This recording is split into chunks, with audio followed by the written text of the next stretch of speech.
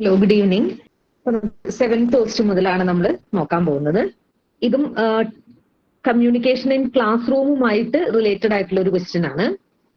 A teacher decides to form 6 group of students and assign a sub-theme to each group for discussion and reporting. ഒരു teacher ഒരു ക്ലാസ്സിനെ 6 ഗ്രൂപ്പായിട്ട് തിരിക്കുകയാണ്. 6 group of students. Okay. And assign a sub theme to each group for discussion and reporting. ഓരോ ടീമിനും teacher ഓരോ topic കൊടുക്കുകയാണ് discuss ചെയ്യാൻ വേണ്ടിയിട്ട്.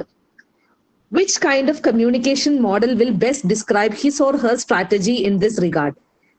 അപ്പൊ ഇങ്ങനെ ഒരു കമ്മ്യൂണിക്കേഷൻ മോഡൽ ഇതിലെ ഏതിനെയായിരിക്കും, ഏത് ടൈപ്പ് ഓഫ് മോഡൽ ആയിരിക്കും എന്നാണ് ചോദ്യം. ഓക്കെ. അപ്പൊ നമുക്ക് ആദ്യം തന്നെ ലീനിയറും ഹൊറിസോണ്ടലും നോക്കാം. കുറെ പേര് ഡി പറയുന്നുണ്ട്. ലീനിയർ ഹൊറിസോണ്ടൽ നോക്കാം. ലീനിയർ എന്ന് പറയുന്നത് എന്താണ്? ഒരിക്കലും ഗ്രൂപ്പ് ഡിസ്കഷനിൽ നമുക്ക് ലീനിയർ മോഡൽ വരില്ല അല്ലെ. ലീനിയർ മോഡൽ എന്ന് പറയുന്നത് ഒന്നില്ലെങ്കിൽ ഏറ്റവും ഹൈറാർക്കിയിൽ ഏറ്റവും ലോവറിൽ ഇരിക്കുന്ന ആള് അപ്പിൽ ഇരിക്കുന്ന ആളുടെ അടുത്ത്, അല്ലെങ്കിൽ ഏറ്റവും ഹൈറാർക്കിയിൽ മുകളിൽ ഇരിക്കുന്ന ആൾ ഏറ്റവും ലോയിൽ ഇരിക്കുന്ന ആളുടെ അടുത്ത് കമ്മ്യൂണിക്കേറ്റ് ചെയ്യുന്നതാണ്. അവിടെ നമുക്ക് എന്തില്ല, ഗ്രൂപ്പ് ഡിസ്കഷൻ ഇല്ല. പക്ഷെ ഇവിടെ ടീച്ചർ ഗ്രൂപ്പായിട്ട് ഡിവൈഡ് ചെയ്യാന്ന് പറയുമ്പോൾ അതൊരു ഗ്രൂപ്പ് കമ്മ്യൂണിക്കേഷൻ ആണ്. അപ്പൊ ലീനിയർ മോഡൽ ഒരിക്കലും അതിനകത്ത് വരില്ല. ഇനി ഹൊറിസോണ്ടൽ മോഡൽ വരുമോ?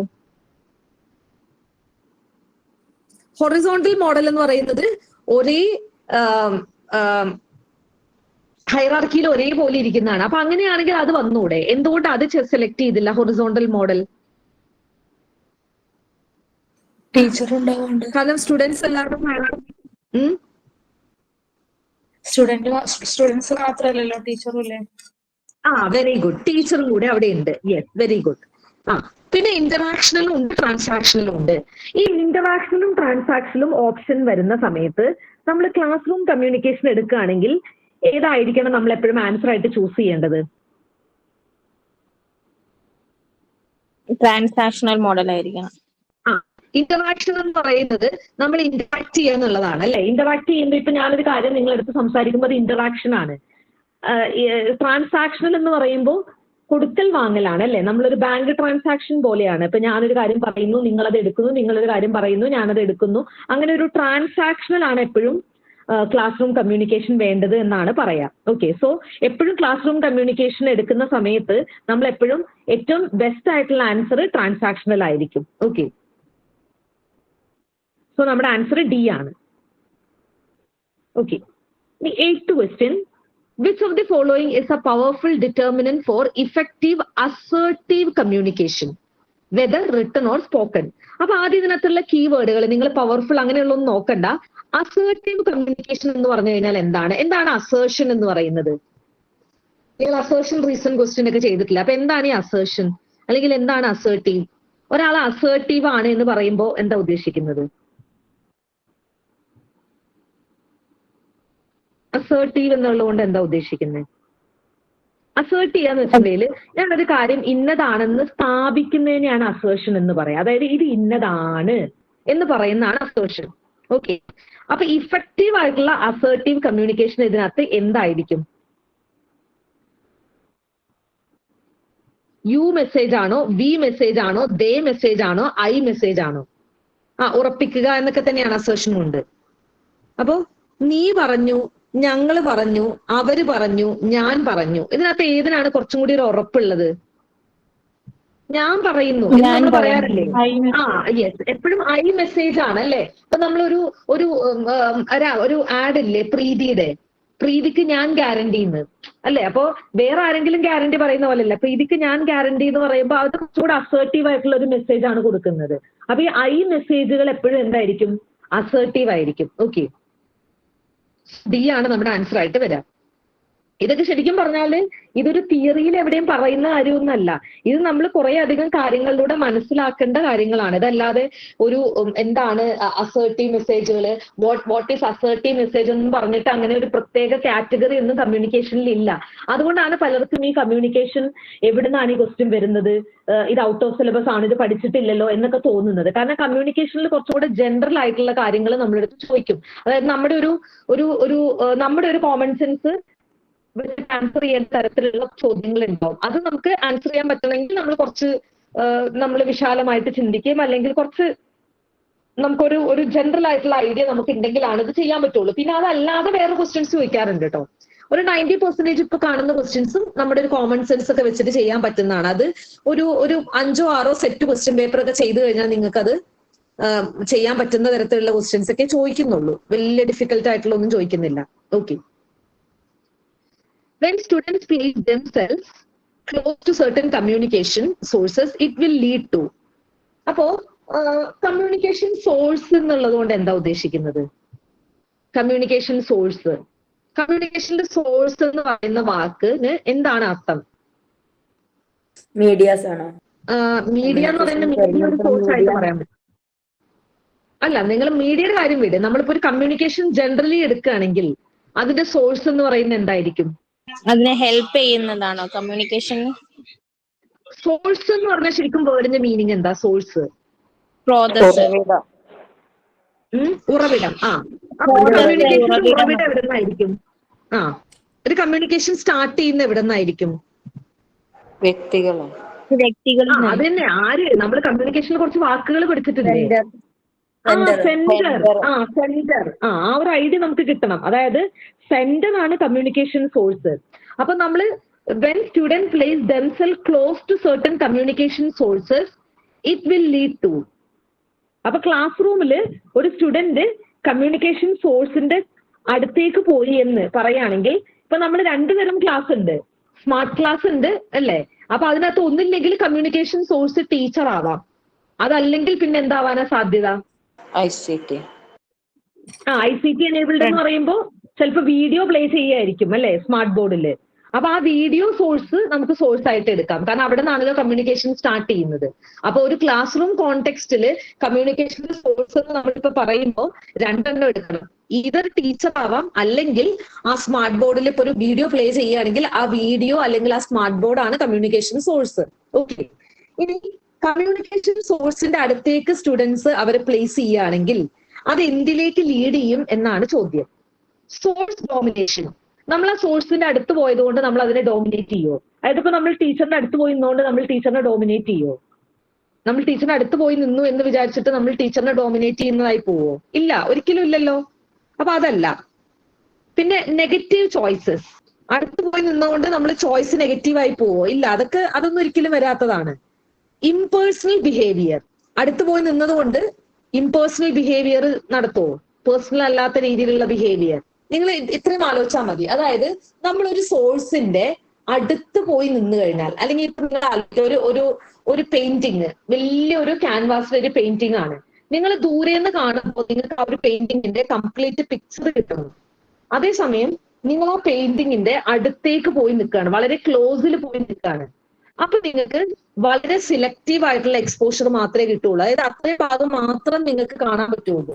ദൂരേന്ന് കാണുമ്പോഴാണ് നമുക്ക് കുറച്ചും കൂടെ ഒരു കംപ്ലീറ്റ് ആയിട്ടുള്ള ഒരു ഔട്ട്ലുക്ക് നിങ്ങൾക്ക് കിട്ടുന്നത്. അതേസമയം വളരെ ക്ലോസിൽ പോയി നിന്നാലോ അല്ലെ? ഇപ്പൊ ചില ഇൻസ്റ്റലേഷൻസ് ഒക്കെ ഇപ്പോ ഈ ബിനാലേക്കൊക്കെ പോയി കഴിഞ്ഞിട്ടുണ്ടെങ്കിൽ നമ്മൾ ദൂരേന്ന് നോക്കുമ്പോഴായിരിക്കും അതൊരു ഈഗിൾ ആയിട്ടൊക്കെ തോന്നുക. മറ്റേ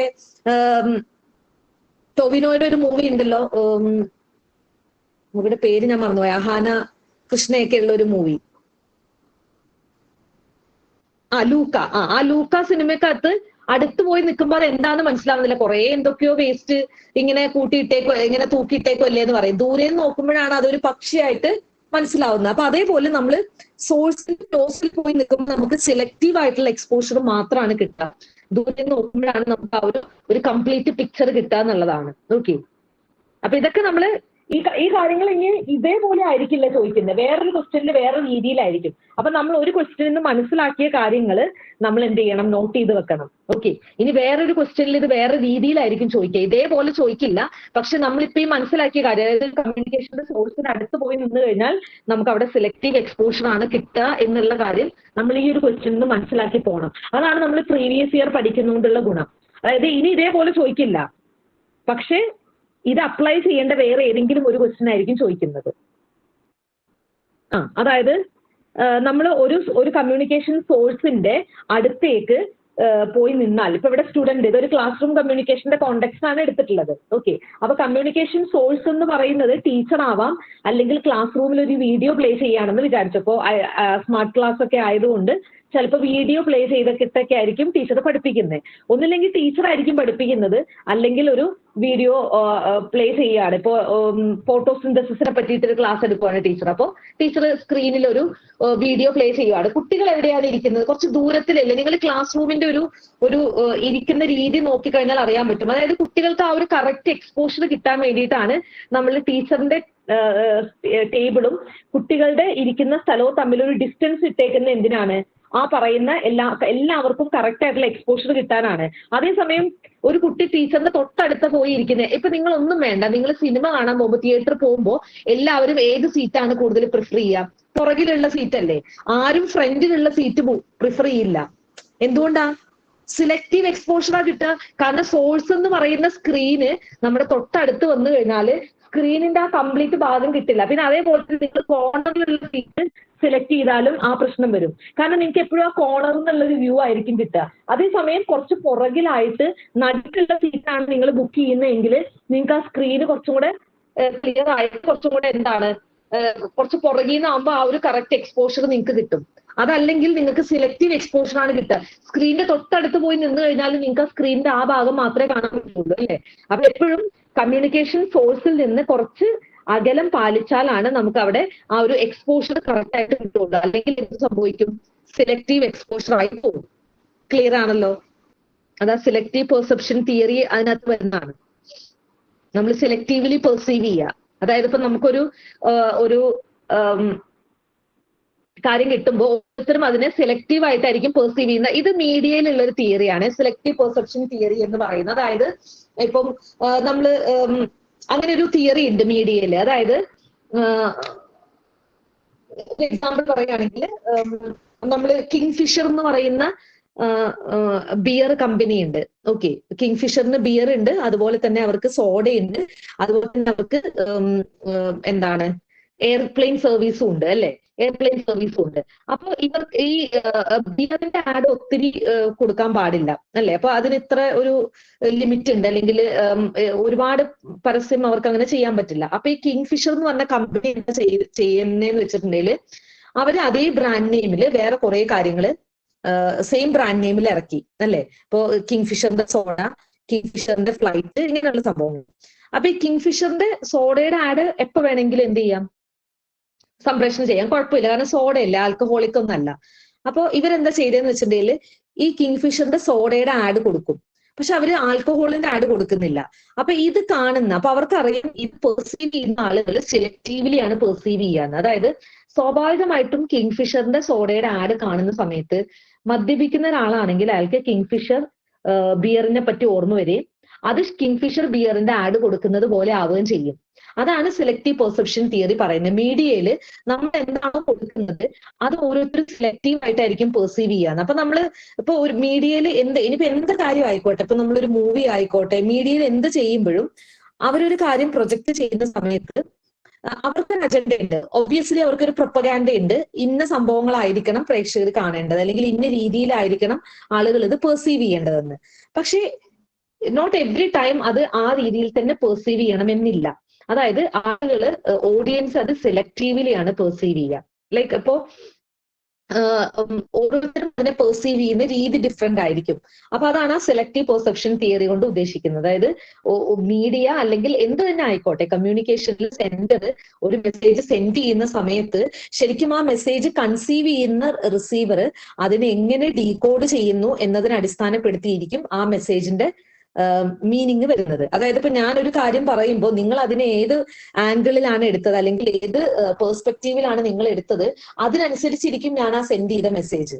ഓക്കെ, അപ്പൊ ഞാൻ സെൻഡ് ചെയ്ത മെസ്സേജ് അതേ അർത്ഥത്തിൽ തന്നെ നിങ്ങൾക്ക് കൺവേ ആവണമെന്നില്ല. ഈ ചൈനീസ് വിസ്പർ എന്ന് പറയുന്ന ഒരു ഗെയിം ഇല്ലേ? അതായത് ഒരാള് ഒരു മെസ്സേജ് പാസ് ചെയ്യും, പിന്നെ അങ്ങനെ ഒരു ഒരു 3-4-5 പേര് അത് പാസ് ചെയ്ത് അവസാനത്തിലേക്ക് എത്തുമ്പോൾ ആദ്യം പറഞ്ഞ സെന്റൻസും ലാസ്റ്റ് ആൾക്ക് കിട്ടിയ സെന്റൻസും തമ്മിൽ ഒരു ബന്ധം ഉണ്ടാവണമെന്നില്ല. അതുപോലെ തന്നെയാണ് ഈ പറയുന്ന സെലക്റ്റീവ് പെർസെപ്ഷനും. ചിലപ്പോ മീഡിയയിൽ കൊടുക്കുന്ന കാര്യങ്ങള് പെർസീവ് ചെയ്യുന്ന സമയത്ത് ചിലപ്പോൾ ഡിഫറെന്റ് ആയിട്ട് വരാം. ഓക്കെ, ഇനി which of the following is a powerful indicator of miscommunication in a classroom transaction? Miscommunication എന്ന് പറയുമ്പോൾ എന്താ ഉദ്ദേശിക്കുന്നത്? MISS അല്ല കേട്ടോ, മിസ്കമ്മ്യൂണിക്കേഷൻ. മിസ്അണ്ടർസ്റ്റാൻഡിങ് എന്നൊക്കെ പറഞ്ഞു കഴിഞ്ഞാൽ തെറ്റായിട്ട് ധരിക്കുക, അതായത് തെറ്റായിട്ട് കമ്മ്യൂണിക്കേറ്റ് ചെയ്യപ്പെടുക. അപ്പൊ ഈ തെറ്റായിട്ട് കമ്മ്യൂണിക്കേറ്റ് ചെയ്യുക എന്നുള്ളതിന്റെ ഏറ്റവും പവർഫുൾ ആയിട്ടുള്ള ഇൻഡിക്കേറ്റർ ഏതാണെന്നാണ് ചോദ്യം. Volley of questions relevant to the subject. ഈ സബ്ജക്റ്റിന് റെലവെന്റ് ആയിട്ടുള്ള ചോദ്യങ്ങൾ ചോദിക്കാം. അത് കമ്മ്യൂണിക്കേഷൻ പ്രോപ്പർ അല്ലാത്തതുകൊണ്ടാണോ? അല്ല. കുറെ പേര് ഡി പറയുന്നുണ്ട്. എ വരില്ല. Yawning by most of the students, അത് എന്തുകൊണ്ട് നിങ്ങൾ ആൻസർ ആയിട്ട് ചൂസ് ചെയ്തില്ല? കമ്മ്യൂണിക്കേഷനിലുള്ള പാകപ്പിഴ കൊണ്ട് യോണിംഗ് ബൈ മോസ്റ്റ് സ്റ്റുഡൻസ് എന്തുകൊണ്ട് ചൂസ് ചെയ്തില്ല? ബ്രേക്ക് ആവുന്നുണ്ടോ? ഓക്കെ ആണോ? ഓക്കെ. എന്തുകൊണ്ട് yawning by most of the students നിങ്ങൾ ആൻസർ ആയിട്ട് ചൂസ് ചെയ്തില്ല? Yawning by most of the students. എപ്പോഴും നമ്മൾ ആൻസർ ചൂസ് ചെയ്യുന്ന സമയത്ത് നമ്മൾ മറ്റു ഓപ്ഷൻസ് എന്തുകൊണ്ട് എടുത്തില്ല എന്ന് നമുക്ക് ഉറപ്പുണ്ടായിരിക്കണം. കമ്മ്യൂണിക്കേഷനിലെ പാകപ്പിഴ കൊണ്ടാണോ ആളുകൾ യോൺ ചെയ്യണത്? യോൺ ചെയ്യാന്ന് വെച്ചാൽ എന്താണ്? കോട്ടുവായിടുന്നത്. കോട്ടുവായിടുന്നത് എന്തുകൊണ്ടാണ്? കമ്മ്യൂണിക്കേഷൻ പ്രോപ്പർ അല്ലാതിരുന്നോണ്ടാണോ? പ്രോപ്പർ അല്ലാത്തോണ്ടല്ല, ഒരു അലസ്, ബോറടിക്കുന്നോണ്ടാണ്. വളരെ നല്ല ക്ലാസ് ആണ്, നന്നായിട്ട് മനസ്സിലാവുന്നുണ്ട്. പക്ഷെ ചില ക്ലാസ്സുകൾ ബോറിംഗ് ആവാൻ, ഇപ്പൊ ഹിസ്റ്ററി ക്ലാസ് നമുക്ക് മനസ്സിലാവാത്തോണ്ടാണോ? കമ്മ്യൂണിക്കേഷൻ പ്രോപ്പർ ആയിട്ട് നടക്കാത്തോണ്ടാണോ? അല്ല, നമുക്ക് ആ ടോപ്പിക് സബ്ജക്റ്റ് ആണെങ്കിൽ നമുക്ക് ഇഷ്ടമില്ലാത്ത സബ്ജക്റ്റ് ആണെങ്കിലും നമ്മൾ യോൺ ചെയ്യും. അപ്പൊ യോണിങ് എന്ന് പറയുന്നത് എന്തിന്റെ സൂചനയല്ല. നമുക്ക് മനസ്സിലാവാതിരിക്കുകയാണെങ്കിൽ നമ്മൾ ഒരിക്കലും ഉറക്കം വരെയല്ല നമുക്ക് ഉണ്ടാവും, അല്ലെ? മനസ്സിലായിട്ടില്ലെങ്കിൽ നമ്മൾ അയ്യോ ഇതെന്താ ഒന്നും മനസ്സിലാവുന്നില്ലല്ലോ, അപ്പൊ നമ്മൾ കുറച്ചും കൂടെ അലേർട്ട് ആയിരിക്കും, അല്ലെ? അപ്പൊ മിസ്കമ്മ്യൂണിക്കേഷൻ കാരണമല്ല എന്ത് യോണിങ് ഉണ്ടാവുന്നത്. യോണിങ് ഉണ്ടാവുന്നത് either we are not interested in the topic, അല്ലെങ്കിൽ നമുക്ക് ഉറക്കം വരുന്നത് കൊണ്ട്, അങ്ങനെയുള്ള കാര്യങ്ങൾ കൊണ്ടൊക്കെ ആയിരിക്കാം, അല്ലെ? Either the subject is boring, നമുക്ക് ഇൻട്രസ്റ്റിംഗ് അല്ലാത്ത ടോപ്പിക്കാണ്, ഇങ്ങനെയുള്ള കാര്യങ്ങൾ കൊണ്ടൊക്കെയാണ് യോണിങ് വരുന്നത്. അപ്പൊ മിസ്കമ്മ്യൂണിക്കേഷന്റെ റിസൾട്ട് അല്ല യോണിങ് എന്ന് പറയുന്നത്. അപ്പൊ നമ്മൾ ആ ഓപ്ഷൻ ചൂസ് ചെയ്യുന്നില്ല. ഇനി purposely non participative moves of students, അതെന്താ ഉദ്ദേശിക്കുന്നത്? സ്റ്റുഡൻസ് പർപ്പസ്ഫുള്ളി, അതായത് ബോധപൂർവം പാർട്ടിസിപ്പേറ്റ് ചെയ്യാതിരിക്കുക, അതായത് ക്ലാസ്സിൽ ശ്രദ്ധിക്കാതിരിക്കുക, അത് മിസ്കമ്മ്യൂണിക്കേഷൻ കൊണ്ടായിരിക്കുമോ? ചിലപ്പോൾ ടീച്ചറോടുള്ള ദേഷ്യമായിരിക്കും. ചില കുട്ടികൾ കണ്ടിട്ടില്ലേ, നമ്മൾ ക്ലാസ്സുകൾ ബഹിഷ്കരിക്കുക, ചില ടീച്ചേഴ്സിനോട് ഇഷ്ടമില്ലെങ്കിൽ ടീച്ചർ ക്ലാസ് എടുക്കുമ്പോൾ ശ്രദ്ധിക്കാതിരിക്കുക, അല്ലെ? സംസാരിച്ചുകൊണ്ടിരിക്കുക. അപ്പൊ അതൊന്നും മിസ്കമ്മ്യൂണിക്കേഷൻ കാരണമല്ല, അതൊക്കെ പേഴ്സണൽ ആയിട്ടുള്ള ചില പ്രശ്നങ്ങൾ കൊണ്ടായിരിക്കും. ഇപ്പൊ ആ ടീച്ചറിനോട് അവർക്ക് എന്തെങ്കിലും പേഴ്സണൽ ആയിട്ടുള്ള ഇഷ്യൂസ് ഉണ്ടാവും, അതുകൊണ്ടായിരിക്കും. അതല്ലാതെ ടീച്ചർ അത് പറയുന്നത് മനസ്സിലാവാത്തോണ്ടല്ല അങ്ങനെ ചെയ്യുന്നത്, അല്ലെ? മനസ്സിലാവാതിരിക്കുകയാണെങ്കിൽ അവരെന്താ ചെയ്യുക? മനസ്സിലാവുന്നില്ല അത് പറയാണ് ചെയ്യുക, അല്ലെ? സോ മിസ്കമ്മ്യൂണിക്കേഷന്റെ റിസൾട്ട് അല്ല എന്ത്? Personally non participative moves of students. പിന്നെ volley of questions irrelevant to the subject, അത് എന്തുകൊണ്ടാണ് ആൻസർ ആയിട്ട് ചൂസ് ചെയ്തത്? വോളി എന്ന് വെച്ചിട്ടുണ്ടെങ്കിൽ ഗ്രൂപ്പ് എന്നാണ്, കളക്ഷൻ ഓഫ് ക്വസ്റ്റ്യൻസ് എന്നാണ്. ഇവിടെ ഒരുപാട് ക്വസ്റ്റ്യൻസ് ചോദിക്കുന്നുണ്ട്, പക്ഷെ അത്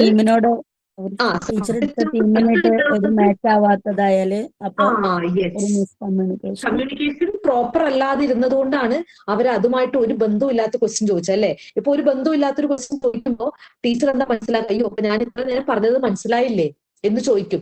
so there is A miscommunication. അവിടെ മിസ്കമ്മ്യൂണിക്കേഷൻ സംഭവിച്ചത് കൊണ്ടാണ് അത്തരത്തില് ഇതും ഈ ടോപ്പിക്കും ഡിസ്കഷനുമായിട്ട് ഒരു ബന്ധമില്ലാത്ത ഒരുപാട് ചോദ്യങ്ങൾ കുട്ടികൾ ചോദിക്കുന്നുണ്ടെങ്കിൽ that is the clear sign that communication has not been in the proper way, അല്ലെ? അപ്പൊ ഡി ആണ് നമ്മുടെ ആൻസർ ആയിട്ട് വരിക. അപ്പൊ നിങ്ങൾ എപ്പോഴും ആൻസർ ചൂസ് ചെയ്യുമ്പോൾ നമുക്ക് ഈവൻ ദോ നമുക്ക് നെഗറ്റീവ് മാർക്ക് ഇല്ലെങ്കിലും, നെഗറ്റീവ് മാർക്ക് ഇല്ലാത്തത് കൊണ്ട് നമ്മൾ ആൻസർ ചൂസ് ചെയ്യുമ്പോൾ പലരും നെഗറ്റീവ് മാർക്ക് ഇല്ലാത്തതുകൊണ്ട് ഏതെങ്കിലും ഒരെണ്ണം ചൂസ് ചെയ്യാം എന്ന് വിചാരിച്ചിട്ട് അങ്ങ് ചൂസ് ചെയ്യാം, എന്നാലും നെഗറ്റീവ് കിട്ടില്ലല്ലോ എന്നോർത്ത്.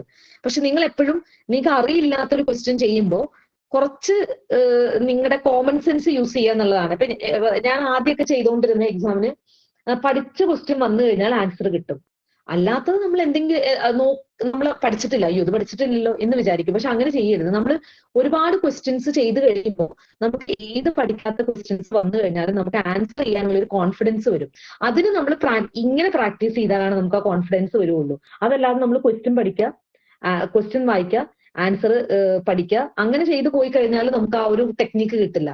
നമ്മളൊരു ക്വസ്റ്റ്യൻ ചെയ്യുമ്പോൾ അതിന്റെ രീതി നോക്കി ഇതെന്തുകൊണ്ട് വന്നില്ല, ഇതെന്തുകൊണ്ട് വന്നില്ല, ഇതെന്തുകൊണ്ട് വന്നില്ല, ഓക്കെ. അപ്പൊ എന്തുകൊണ്ട് ഇത് ആൻസർ ആയിട്ട് വന്നു?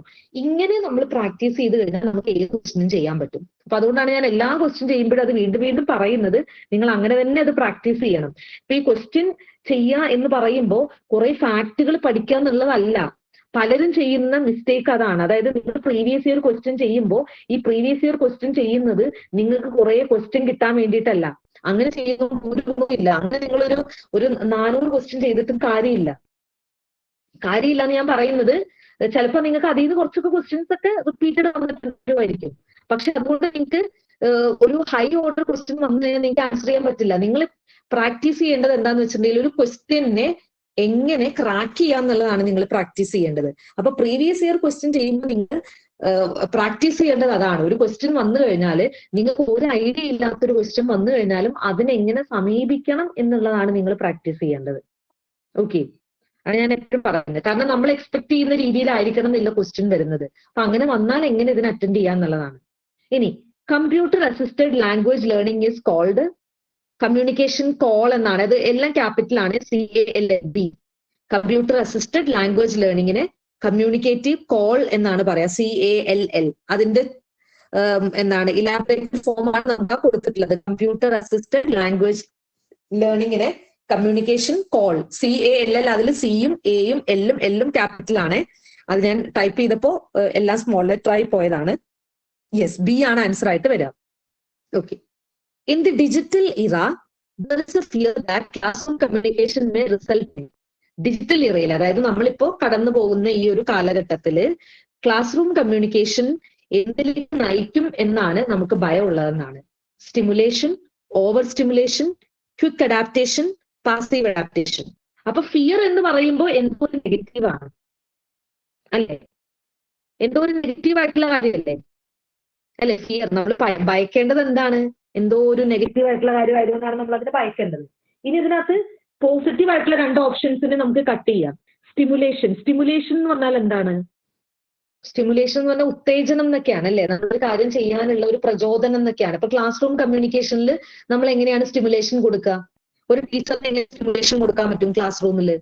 ഒരു ക്ലാസ് തുടങ്ങുമ്പോൾ കുട്ടിക്ക് ഒരു സ്റ്റിമുലേഷൻ കൊടുക്കാൻ പറ്റുന്നത് എങ്ങനെയായിരിക്കും? ചോദ്യങ്ങളോ കഥകളോ. Very good. ഒരു ക്ലാസ് തുടങ്ങുമ്പോൾ ഒരു ചോദ്യത്തിൽ തുടങ്ങുക. അപ്പൊ കുട്ടികൾക്ക് ഒരു സ്റ്റിമുലസ് ആയത്. അതായത് കുട്ടികളെ കൊണ്ട് തിങ്ക് ചെയ്യിപ്പിക്കുക എന്നുള്ളതാണ് സ്റ്റിമുലസ് എന്ന് പറഞ്ഞു കഴിഞ്ഞാൽ. ഇപ്പൊ നമ്മൾ തൊട്ടാവാടിയെ തൊടുക എന്ന് പറയുന്നതാണ് അതിനുള്ള സ്റ്റിമുലസ്. അതിന്റെ റെസ്പോൺസ് എന്താണ്? അതിങ്ങനെ ഇലകൾ ഇങ്ങനെ കൂമ്പി പോകുന്നതാണ് അതിന്റെ റെസ്പോൺസ് അല്ലേ? അപ്പൊ സ്റ്റിമുലസ് റെസ്പോൺസ് എന്നുള്ളത് നമ്മൾ ബയോളജിയിൽ പഠിച്ചിട്ടുണ്ട്. അപ്പൊ സ്റ്റിമുലസ് എന്ന് പറഞ്ഞാൽ ഉത്തേജനം കൊടുക്കുകയാണ്. ഒരു റെസ്പോൺസിന് വേണ്ടിയിട്ട് നമ്മൾ എന്ത് ചെയ്യാണ്? ഒരാൾക്ക് ഉത്തേജനം കൊടുക്കുകയാണ്.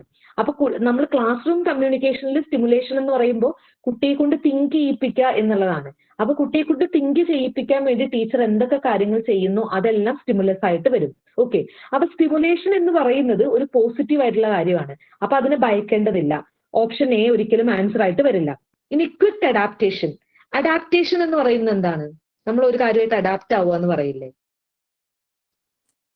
നമ്മൾ ഒരു കാര്യത്തിലേക്ക് അഡാപ്റ്റ് അതുമായിട്ട് നമ്മൾ യൂസ്ഡ് ആവുക. അതുമായിട്ട് അത് തന്നെ, അതുമായിട്ട് താതാത്മ്യം പ്രാപിക്കാൻ നിൽക്കുക. അപ്പൊ ക്വിക്കായിട്ട് നമ്മൾ സിറ്റുവേഷനിലേക്ക് അഡാപ്റ്റ് ആവുന്നത് പോസിറ്റീവ് ആയിട്ടുള്ള ഒരു കാര്യമല്ലേ, നെഗറ്റീവ് അല്ലല്ലോ. അപ്പൊ എയും സിയും ഒരിക്കലും ആൻസർ ആയിട്ട് വരില്ല. ഇനി ഇതിനകത്ത് പാസീവ് അഡാപ്റ്റേഷനും ഉണ്ട്, ഓവർ സ്റ്റിമുലേഷനും ഉണ്ട്. അത് രണ്ടും നെഗറ്റീവ് ആണ്. പാസീവ് അഡാപ്റ്റേഷൻ എന്ന് വെച്ച് കഴിഞ്ഞാൽ വളരെ പാസീവ് ആയിട്ടുള്ള അഡാപ്റ്റേഷൻ. നിങ്ങൾ ആലോചിച്ച് നോക്കിയേ, ഡിജിറ്റൽ ഇറയില് ഏതെങ്കിലും ഒരു സാധനം പാസീവ് ആയിരിക്കുമോ? ഒരിക്കലും ആയിരിക്കില്ല. പിന്നെ നമുക്ക് ഓപ്ഷൻ ഉള്ളത് ഓവർ സ്റ്റിമുലേഷൻ ആണ്. എന്തുകൊണ്ടായിരിക്കും ഓവർ സ്റ്റിമുലേഷൻ ആൻസർ ആയിട്ട് വന്നിട്ടുണ്ടാവുക? അത് ഏതിന്റെയും ഡയറക്റ്റ് ആയിട്ടുള്ള അല്ലെങ്കിൽ അല്ല, ഇപ്പൊ ഞാൻ ചോദിക്കട്ടെ, പണ്ട് ഈ AI, ചാറ്റ് GPT, ഇങ്ങനെ ഇന്റർനെറ്റ് ഇതൊന്നും പണ്ട് ഉണ്ടായിരുന്നില്ല. അപ്പൊ നമുക്ക് ആകെ ഉണ്ടായിരുന്ന സോഴ്സ് എന്തായിരുന്നു? ടെക്സ്റ്റ് ബുക്ക് ആയിരുന്നു. ഇപ്പൊ നമുക്ക് എന്താ പ്രശ്നം? ഇപ്പൊ നമുക്ക് ഒരു ടോപ്പിക്കിനെ പറ്റിയിട്ട് നമ്മൾ സെർച്ച് ചെയ്ത് കഴിഞ്ഞാല് നമുക്ക് ഒരുപാട് കാര്യങ്ങൾ കിട്ടും അല്ലെ? അപ്പൊ നമുക്ക് ഓവറാണ് അല്ലെ? നമുക്ക് ഇൻഫർമേഷൻ ഇപ്പൊ ഓവർലോഡാണ്. അതായത് നമ്മൾ ഒരു കാര്യം സെർച്ച് ചെയ്ത് കഴിഞ്ഞാൽ നമുക്ക് പണ്ടെന്ന് വെച്ച് കഴിഞ്ഞാൽ ഒരു കാര്യത്തിനെ പറ്റി നമുക്ക് എന്തെങ്കിലും കിട്ടണമെങ്കിൽ എത്ര പുസ്തകങ്ങൾ നോക്കണം.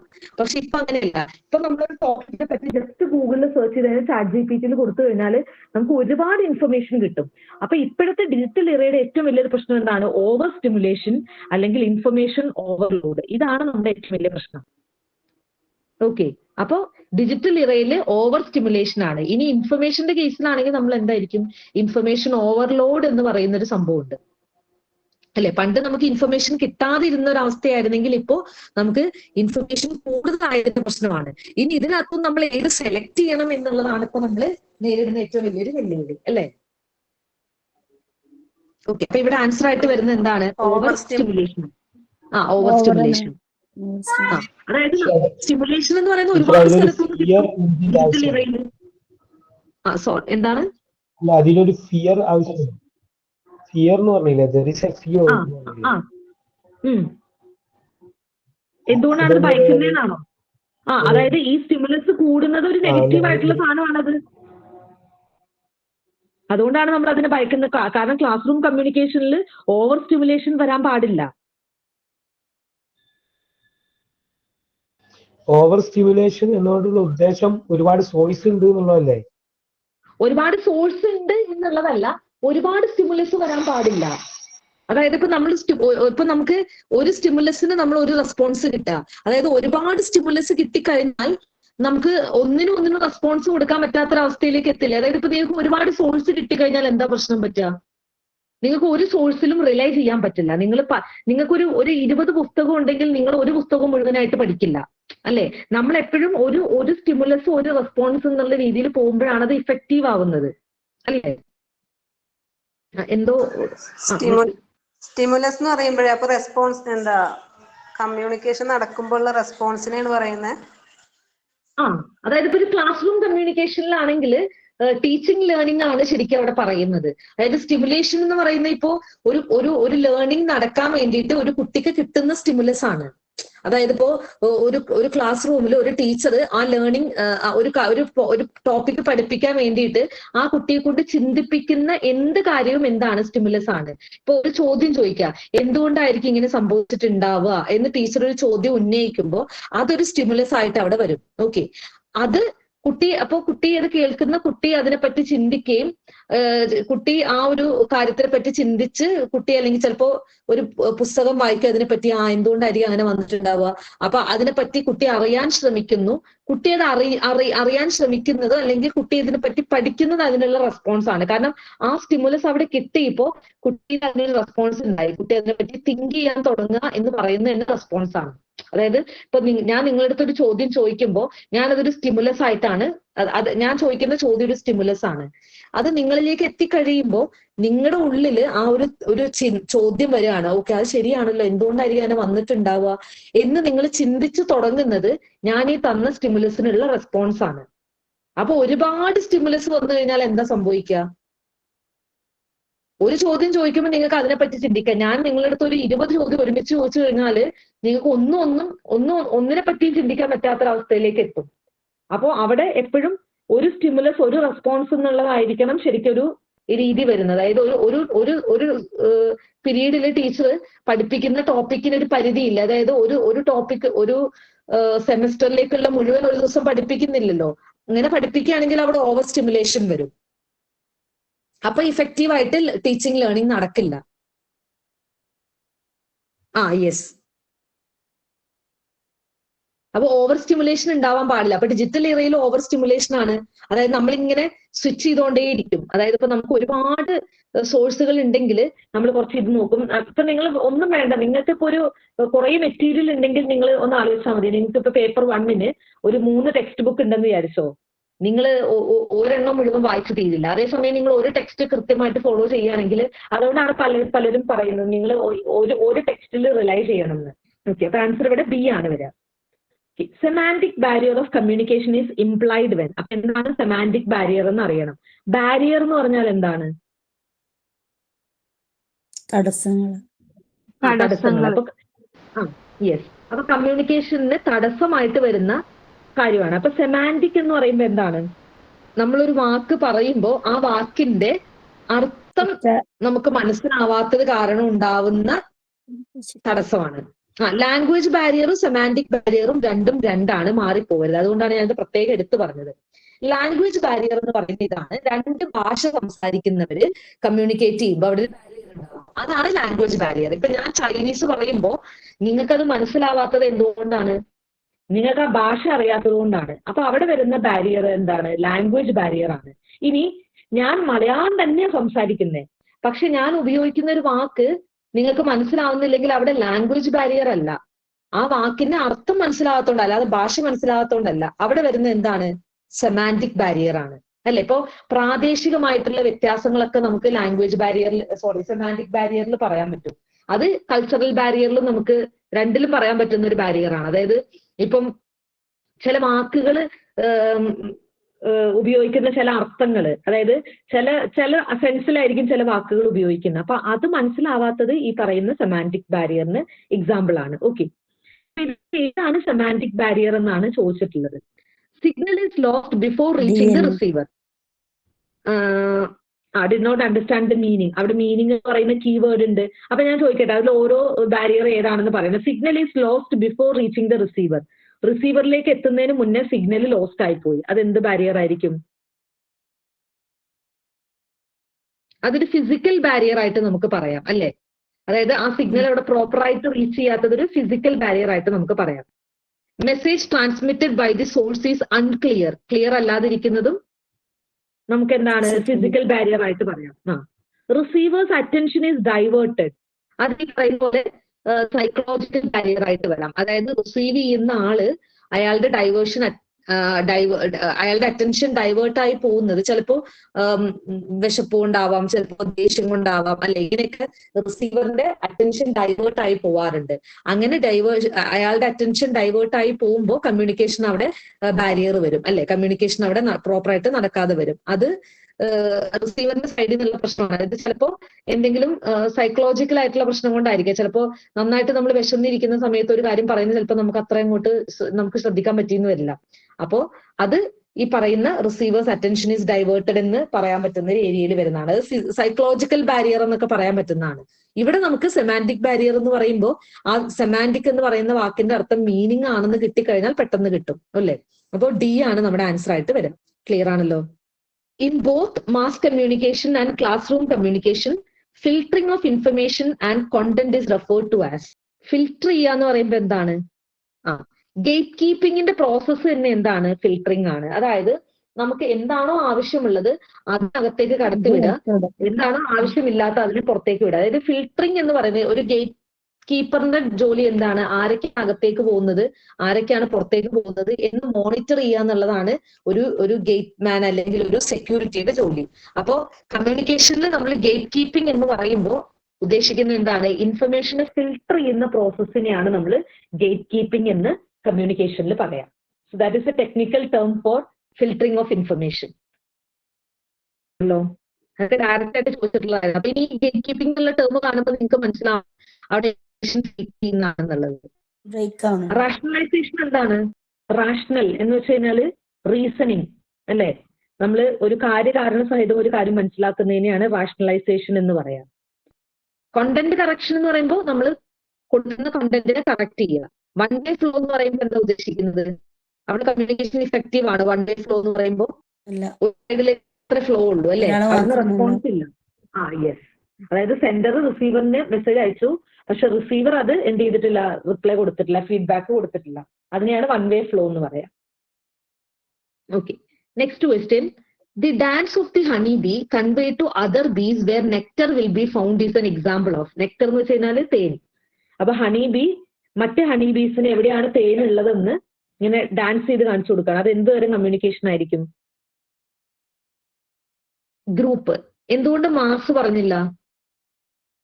മാസ് എന്ന് പറഞ്ഞാല് ഈ വലിയ പലവിധം ഭാഗം ഉണ്ടാവും അതില്. അതുകൊണ്ട് മാത്രമാണോ? ഡിഫറെന്റ് പീപ്പിൾസിലേക്ക് എത്തുന്നത് അതല്ലേ മാസ് കമ്മ്യൂണിക്കേഷൻ? Mass communication. ഇവിടെ വേറൊരു കാര്യം കൂടെ വരുന്നുണ്ട്. മാസ് കമ്മ്യൂണിക്കേഷൻ എന്ന് പറയുമ്പോൾ നിങ്ങൾ മനസ്സിലാക്കേണ്ട ഒന്ന് രണ്ട് ഫീച്ചേഴ്സ് ഉണ്ട്. മാസും ഗ്രൂപ്പും ലാർജർ ഗ്രൂപ്പിൽ നടക്കുന്ന കമ്മ്യൂണിക്കേഷൻ ആണ് അല്ലെ. മാസ് ആണെങ്കിലും ഗ്രൂപ്പ് ആണെങ്കിലും നമ്പർ ഓഫ് പീപ്പിൾ എന്തായിരിക്കും, കൂടുതലായിരിക്കും അല്ലെ. ഇപ്പൊ രണ്ടുപേര് നടക്കുന്ന കമ്മ്യൂണിക്കേഷൻ ആണെങ്കിൽ എന്താ പറയാ, ഇന്റർ പേഴ്സണൽ അല്ലെങ്കിൽ ഡയാഡിക് എന്ന് പറയും. ഒരാൾ അയാളോട് തന്നെ കമ്മ്യൂണിക്കേറ്റ് ചെയ്യുകയാണെങ്കിൽ അത് എന്തായിരിക്കും, ഇൻട്രാ പേഴ്സണൽ അല്ലെ. ആൻസർ ആയിട്ട് വരില്ല, അത് നമ്മൾ കട്ട് ചെയ്തു. പിന്നെ ഗ്രൂപ്പും മാസും ആണ്. നിങ്ങൾ ഗ്രൂപ്പും മാസും തമ്മിലുള്ള മെയിൻ ഡിഫറൻസ് എന്ന് പറയുന്നത്, ഇപ്പൊ നമ്മള് ഗ്രൂപ്പ് കമ്മ്യൂണിക്കേഷനിൽ സെൻഡറിന് റിസീവേഴ്സിനെ കാണാൻ പറ്റും, അതാണ് ഗ്രൂപ്പ് കമ്മ്യൂണിക്കേഷൻ. അതുകൊണ്ടാണ് നമ്മൾ ക്ലാസ് റൂം കമ്മ്യൂണിക്കേഷൻ എന്തായിട്ട് പറയുന്നത്, ഗ്രൂപ്പ് കമ്മ്യൂണിക്കേഷൻ ആയിട്ട് പറയുന്നത്. അപ്പൊ ഈ കാണാൻ പറ്റും എന്ന് പറയുമ്പോൾ അങ്ങനെയാണെങ്കിൽ ഗൂഗിൾ മീറ്റിൽ ക്ലാസ് എടുക്കുവാണ്, അപ്പൊ അത് ഗ്രൂപ്പ് കമ്മ്യൂണിക്കേഷൻ ആയിരിക്കും, മാസ് കമ്മ്യൂണിക്കേഷൻ ആയിരിക്കും? ഗ്രൂപ്പ്. എന്തുകൊണ്ട്? ആരൊക്കെയാണ് അതിൽ പങ്കെടുക്കുന്ന പറയുന്ന. Very good, very good. ഇതാണ്, ഈ ഒരു ഐഡിയ ആണ് നിങ്ങൾക്ക് വേണ്ടത്. അതായത് ഞാൻ കാണാൻ പറ്റും എന്ന് പറയുമ്പോൾ ഗൂഗിൾ മീറ്റിൽ കാണാൻ പറ്റുന്നില്ലല്ലോ, ഫിസിക്കൽ ആയിട്ടല്ലല്ലോ എന്ന് ചിന്തിക്കരുത്. അത് എന്താണ്, ഈ ഒരു ഐഡിയ ആണ് നിങ്ങൾക്ക് വേണ്ടത്. ഈ ഒരു ഐഡിയ കിട്ടിക്കഴിഞ്ഞാൽ നിങ്ങൾക്ക് ഈ എക്സാം ക്രാക്ക് ചെയ്യാൻ പിന്നെ എളുപ്പമാണ്. നമുക്ക് എങ്ങനെ ചോദിച്ചു കഴിഞ്ഞാൽ ഇങ്ങനെ പറയാൻ പറ്റണം. ഓക്കെ, അപ്പൊ ഗ്രൂപ്പ് കമ്മ്യൂണിക്കേഷൻ എന്ന് പറയുമ്പോൾ ഉദ്ദേശിക്കുന്ന ഇത്രയേ ഉള്ളൂ. ആരൊക്കെയാണ് നമ്മൾ ഈ എടുക്കുന്ന ക്ലാസ് കിട്ടാത്തതാണോ മാസ് കമ്മ്യൂണിക്കേഷൻ പറയുമ്പോ? യെസ്, അതൊരു ഫീച്ചറാണ്. അതൊരു ഫീച്ചറാണ്. അതായത് ഇപ്പൊ മാസ് കമ്മ്യൂണിക്കേഷനിൽ ഫീഡ്ബാക്ക് വളരെ ലേറ്റ് ആയിരിക്കും. അതേസമയം ഗ്രൂപ്പ് കമ്മ്യൂണിക്കേഷനിൽ ഫീഡ്ബാക്ക് വളരെ ഏർലി നടക്കുന്നതാണ്. ഇപ്പൊ ഒരു എക്സാമ്പിൾ പറയുകയാണെങ്കിൽ, ഇപ്പൊ ഒരു വാർത്ത വായിക്കുന്ന ആൾക്ക് ഇപ്പൊ ഹാഷ്മി താജിന് അറിയാൻ പറ്റുന്നില്ല ആരൊക്കെയാണ് അയാൾ വായിക്കുന്ന വാർത്ത കാണുന്നതെന്ന് അദ്ദേഹത്തിന് അറിയാൻ പറ്റുന്നില്ല. അപ്പൊ അതാണ് മാസ് കമ്മ്യൂണിക്കേഷൻ. പിന്നെ അതുപോലെ തന്നെ നമുക്കിപ്പം ഇപ്പൊ എനിക്ക് തോന്നുന്നത് ലൈവ് സ്ട്രീമിംഗ് ഒക്കെ ഉള്ളത് കൊണ്ട് അവിടെ ഫീഡ്ബാക്ക് നടക്കുന്നുണ്ട്. പക്ഷെ എന്നാലും വാർത്ത വായിക്കുന്ന ആൾക്ക് അപ്പൊ പോയിട്ട് വായിക്കാൻ പറ്റില്ല, അതായത് എന്തൊക്കെയാണ് ആൾക്കാർ പറയുന്നതെന്നുള്ളത്. ലൈവ് സ്ട്രീമിംഗ് ഉണ്ടെങ്കിൽ പോലും നമുക്ക് നമ്മുടെ കാര്യങ്ങളൊക്കെ ടൈപ്പ് ചെയ്ത് ഇടാൻ പറ്റിക്കഴിഞ്ഞാലും അവിടെ നിന്നുള്ള ഫീഡ്ബാക്ക് ഇപ്പം കുറച്ചും കൂടെ എളുപ്പത്തിൽ ചെയ്യാൻ പറ്റും. പക്ഷെ അത് ഒഴിച്ചു നിർത്തിക്കഴിഞ്ഞാൽ അത് ഈ ടെക്നോളജിക്ക് അനുസരിച്ച് മാറ്റം വരുന്നതാണ്. ആ കാര്യം മാറ്റി നിർത്തിയാലും മാസും ഗ്രൂപ്പും തമ്മിലുള്ള മെയിൻ ഡിഫറൻസ് എന്ന് പറയുന്നത്, മാസ് കമ്മ്യൂണിക്കേഷനിൽ ഓഡിയൻസ് എപ്പോഴും ഹെട്രോജിനസ് ആയിരിക്കും. എന്താണ് അവിടെ ഡിഫറെന്റ് ഓഡിയൻസ്, ഹെട്രോജിനസ് ഓഡിയൻസ് ആയിരിക്കും മാസ് കമ്മ്യൂണിക്കേഷനിൽ. അതേസമയം ഗ്രൂപ്പ് കമ്മ്യൂണിക്കേഷനിൽ എപ്പോഴും ഓഡിയൻസ് എന്തായിരിക്കും, ഹോമോജിനസ് ആയിരിക്കും. അതാണ് മെയിൻ ആയിട്ടുള്ളത്. പിന്നെ ഗ്രൂപ്പും മാസും കമ്പയർ ചെയ്യുന്ന സമയത്ത് ഗ്രൂപ്പ് കമ്മ്യൂണിക്കേഷനിലെ നമ്പർ ഓഫ് ഓഡിയൻസ് മാസിനേക്കാളും കുറച്ചും കൂടെ കുറവായിരിക്കും എന്നുള്ളത് കൂടെ കമ്പാരിറ്റീവ്ലി.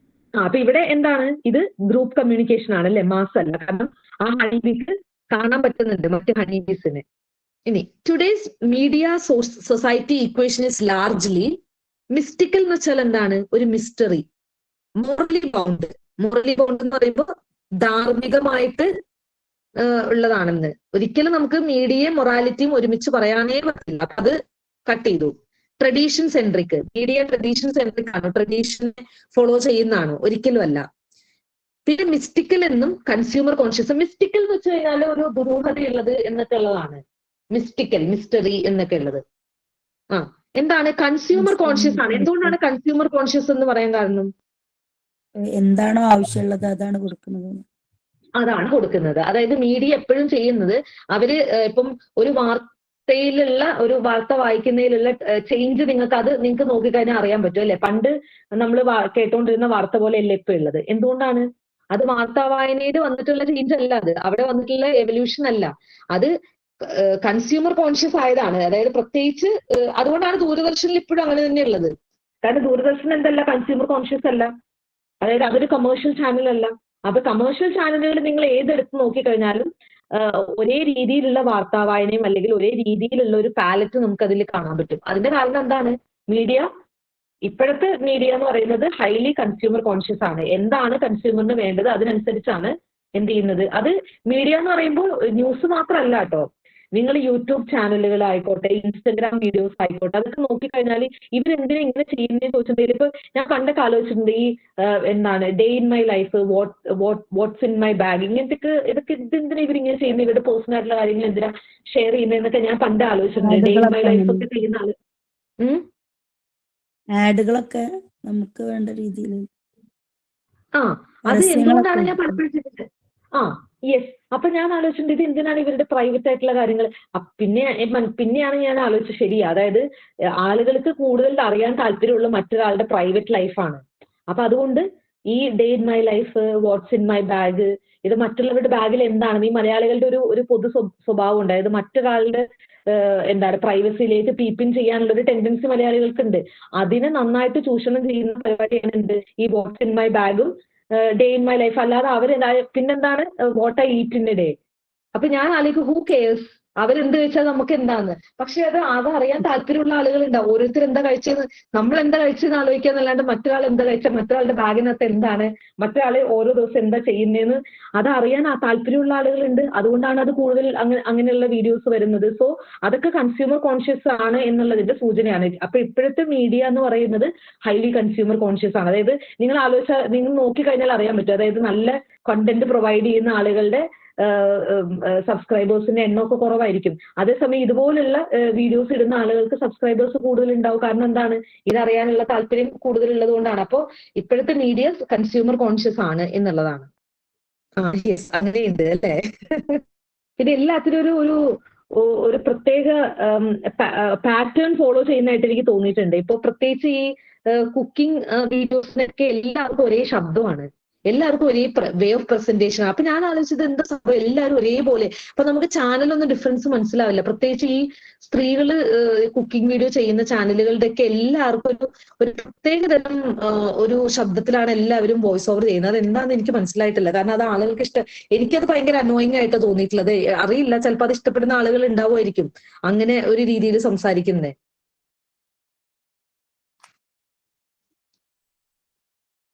ഓക്കെ, അപ്പോ നമുക്ക് അടുത്ത ക്വസ്റ്റ്യനിലേക്ക് പോവാം. ടൈപ്പ് ഓഫ് ലിസണറും ക്യാരക്ടറിസ്റ്റിക്കും. Non listener, marginal listener, evaluative listener, active listener. Okay, അപ്പൊ നമുക്ക് ഇതിൽ ആദ്യം നോൺ ലിസണർ എന്ന് പറയുമ്പോൾ എന്തായിരിക്കും? ശ്രദ്ധിക്കാത്ത ആളെയാണ് നോൺ ലിസണർ എന്ന് പറയാം. അപ്പൊ engaged in information other than the one needed, അതായത് എന്താണോ ആവശ്യമുള്ളത് അതല്ലാത്ത ഇൻഫർമേഷനിൽ എൻഗേജ് ചെയ്യുന്ന ആളെ ആയിരിക്കും നോൺ ലിസണർ എന്ന് പറയുന്നത്. അതായത് അയാൾ അപ്പൊ അവിടെ കൊടുക്കുന്ന സംഭവം ലിസൺ ചെയ്യുന്നില്ല. അപ്പൊ അതുകൊണ്ടാണ് നമ്മൾ അയാളെ നോൺ ലിസണർ എന്ന് പറയുന്നത്. അപ്പൊ നമുക്ക് ഒന്നിലേക്ക് മാച്ച് ചെയ്യാം. ഓക്കെ, ഇനി മാർജിനൽ എന്ന് പറയുമ്പോൾ എന്തായിരിക്കും? മാർജിനൽ എന്ന് പറയുമ്പോൾ എന്താണ്? ഒരു സംഭവം അതിന്റെ മാർജിനിലാണ് നമ്മൾ പറയാറില്ലേ, അതെപ്പോഴാ? അങ്ങോട്ടും ഇങ്ങോട്ടും ഇല്ലാത്ത രീതിയിൽ ഇങ്ങനെ നിൽക്കുമ്പോഴാണ് നമ്മൾ മാർജിനൽ എന്ന് പറയാം. അവിടെയാണോ വെച്ചാൽ അവിടെയാണ്, ഇവിടെയാണോ വെച്ചാൽ ഇവിടെയാണ്. ആ രീതിയിൽ തന്നെയാണ് മാർജിനൽ എന്ന് പറയാം. അപ്പോ pays heed to the communicated information occasionally, വല്ലപ്പോഴും ആ കമ്മ്യൂണിക്കേറ്റ് ചെയ്യുന്ന സ്ഥാനം ശ്രദ്ധിക്കും. അതിനെയാണ് മാർജിനൽ എന്ന് പറയാം. ഒട്ടും ശ്രദ്ധിക്കുന്നില്ലെങ്കിൽ നോൺ ലിസണർ ആണ്. അതാണ് പറഞ്ഞിട്ടുള്ളത് engaged information other than the one needed. എന്താണ് നമുക്ക് ആവശ്യമുള്ളത് അതല്ലാത്ത വേറെ കാര്യങ്ങളിൽ എൻഗേജ് ചെയ്യുമ്പോഴാണ് നമ്മൾ നോൺ ലിസണർ ആവുന്നത്. ഇനി നമുക്ക് ആവശ്യമുള്ള കാര്യങ്ങൾ ഇടയ്ക്ക് കേൾക്കും, ഇടയ്ക്ക് വേറെ കാര്യങ്ങൾ കേൾക്കും. അങ്ങനെയുള്ള ലിസണറിനെ നമ്മൾ മാർജിനൽ ലിസണർ എന്ന് പറയും, ഒക്കേഷണലി. അപ്പൊ മാർജിനൽ എന്നുള്ള വേർഡുമായിട്ട് നമുക്ക് കണക്ട് ചെയ്യാൻ പറ്റുന്നതാണ് ഒക്കേഷണൽ എന്നുള്ളത്. ഓക്കെ, അപ്പൊ ബി നമുക്ക് 4ലേക്ക് മാച്ച് ചെയ്യാൻ പറ്റും. ഇനി ഇവാലുവേറ്റീവ് ലിസണർ എന്ന് പറയുമ്പോൾ അയാൾ ലിസൺ ചെയ്യുക മാത്രമല്ല ചെയ്യുന്നത്, അല്ലേ? ഇപ്പൊ ലിസണിങ്ങും ഹിയറിങ്ങും തമ്മിൽ, ലിസണിങ് പറയുന്ന മീനിങ് തന്നെ ഇവാലുവേഷൻ നടക്കുന്നത്, അല്ലെങ്കിൽ ആക്റ്റീവ് ആയിട്ടുള്ള കേൾവിയാണ് നമ്മൾ ലിസണിങ് എന്ന് പറയാം. അപ്പൊ ഹിയറിങ്ങും ലിസണിങ്ങും തമ്മിൽ എന്താ വ്യത്യാസം ഉള്ളത്? അത് രണ്ടും സെയിം ആണോ വേർഡ്സ്? അല്ല, ഡിഫറെന്റ് ആണ്. ഹിയർ എന്ന് പറഞ്ഞാൽ എന്താണ്? കേൾക്കുക.